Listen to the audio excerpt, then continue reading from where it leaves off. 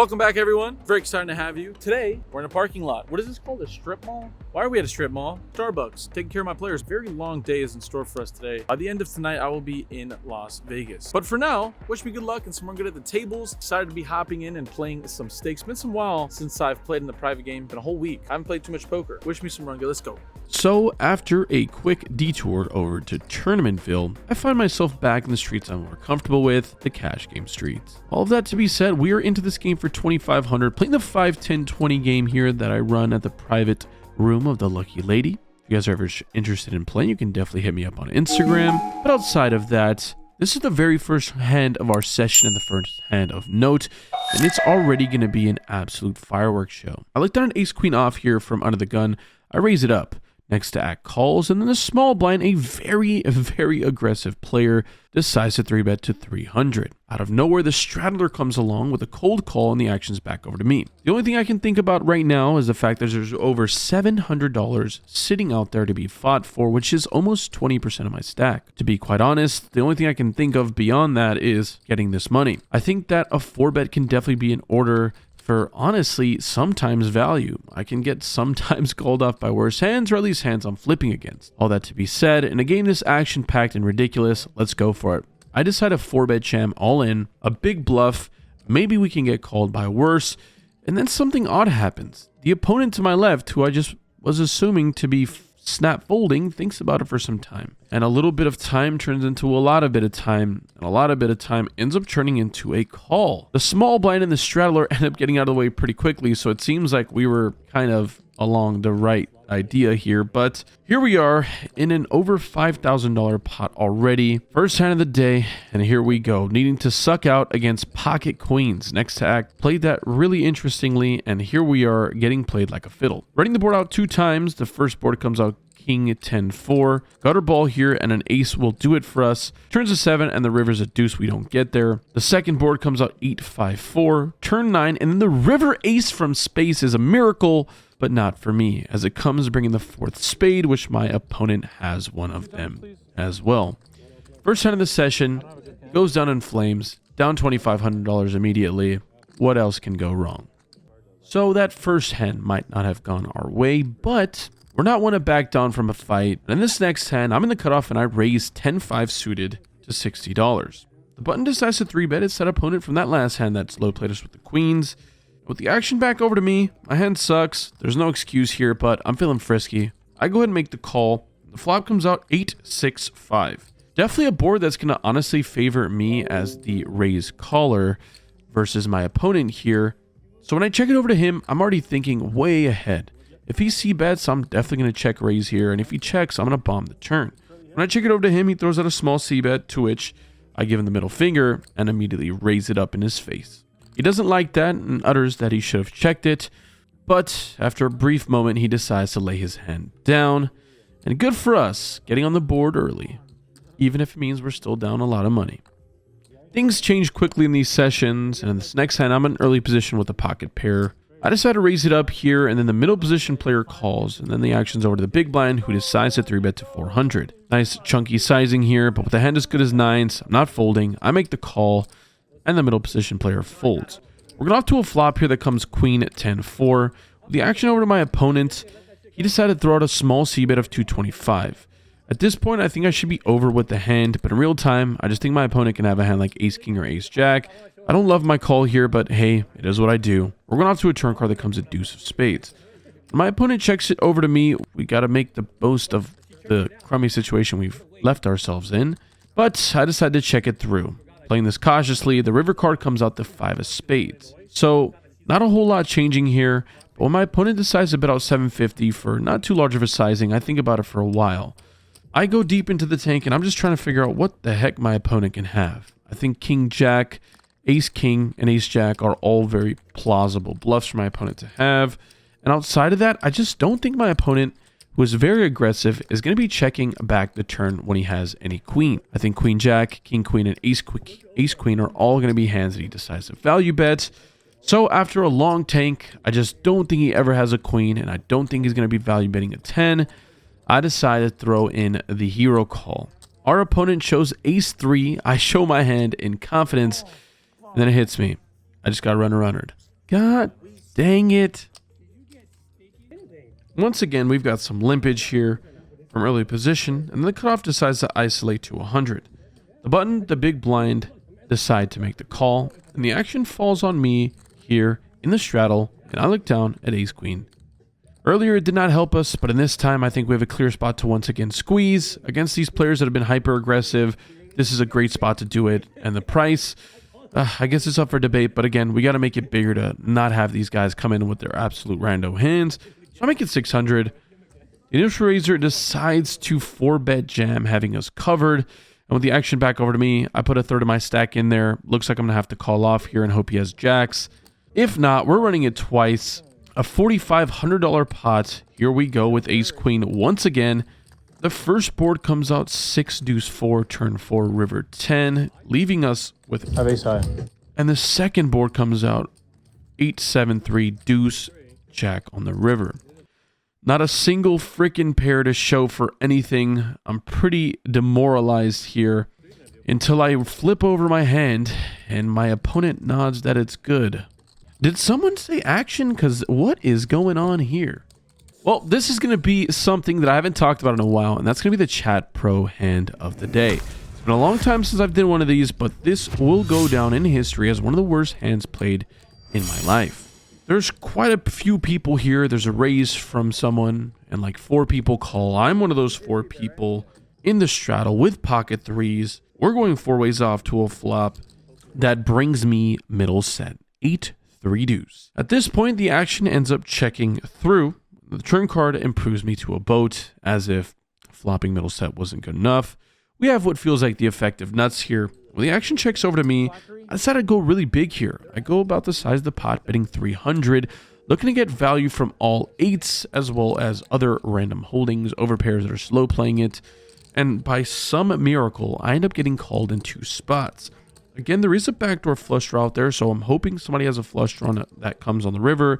If not, there's always going to be some other cards to get value from. The river card comes out the 5 of diamonds, so it doesn't bring in that flush, but it brings in some random straight draws. And at this point, the small blind player checks to me, and I have a little bit of a decision.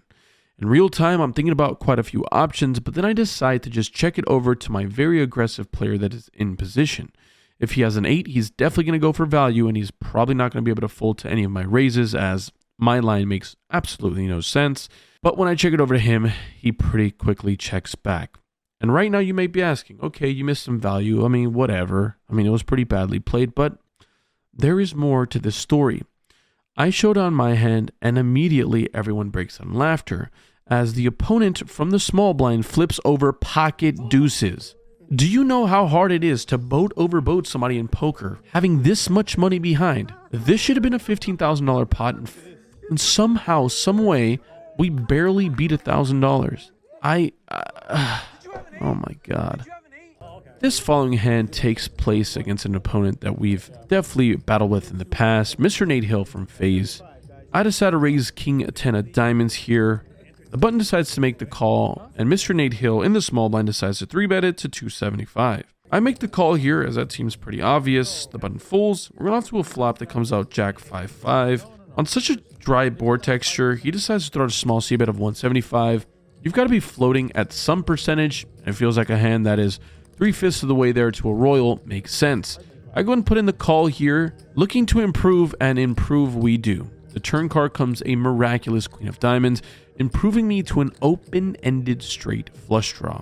Royal flush draw, to be exact. And at this point, my opponent decides to check it over to me. Well, I think this is the obvious green light to go for it.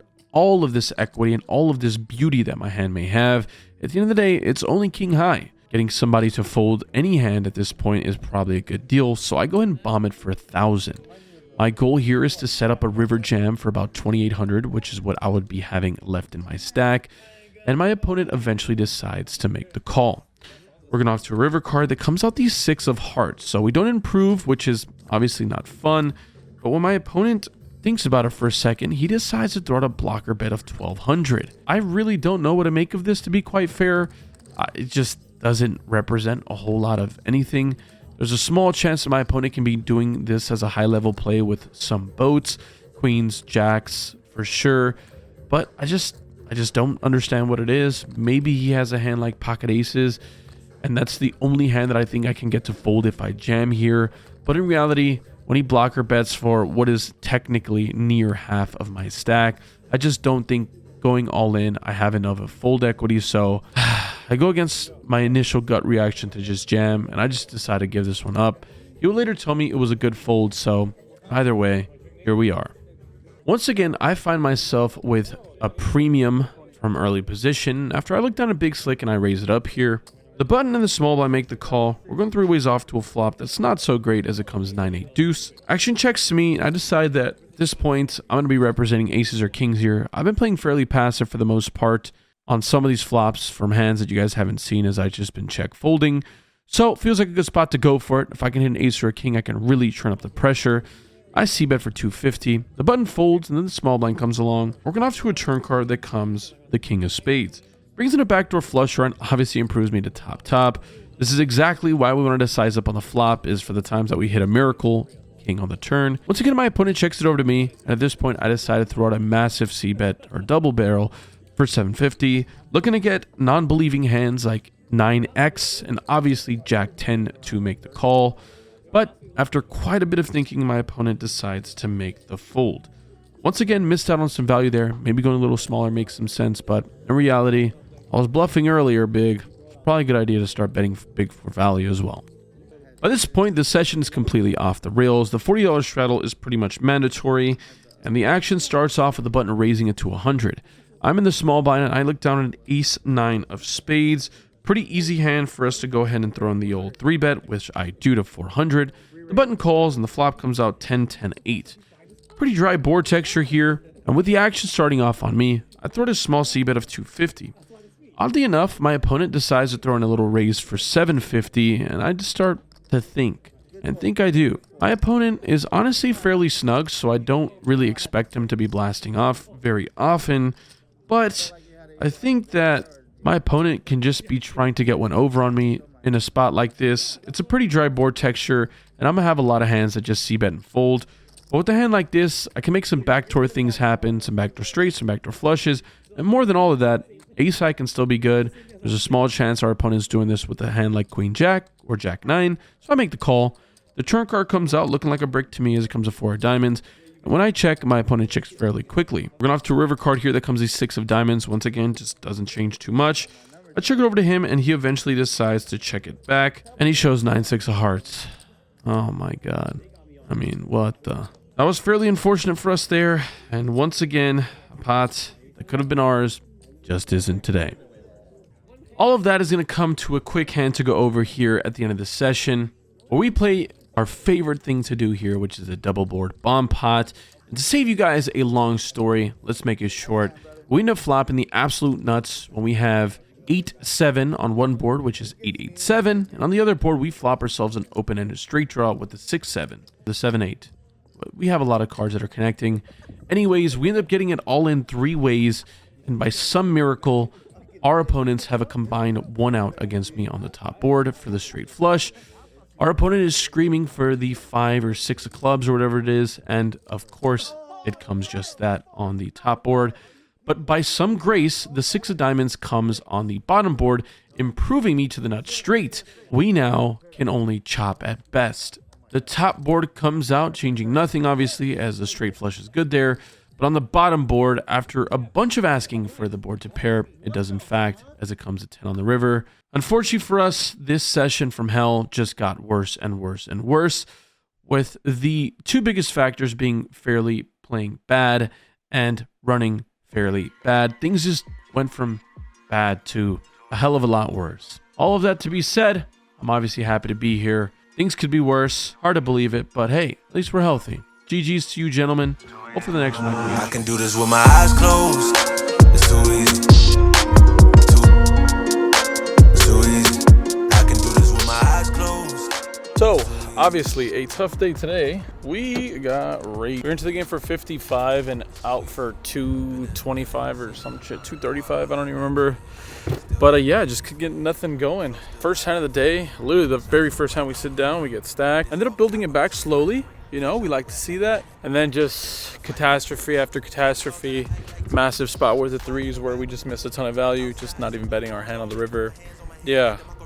Super frustrating session. Obviously a day where I just felt like the cards weren't going to be there. We flopped the nuts on one board and we somehow lose against a hand that had one out. So we got one outed in a bomb pot for a big pot. And then on top of that, luckily, because of the bomb pot, we had the other board with the nuts as well on the turn. And just like that, today's session will be coming to a close. Unfortunate to say the least, but for the time being, can't even think about playing poker. Fuck me. This game is frustrating as hell and feels just like a bottomless pit of despair where you just run bad forever. So, you know, love you guys all though. Hope you guys have a nice day and I will see you guys on the next episode. Too easy. I can do this with my eyes closed.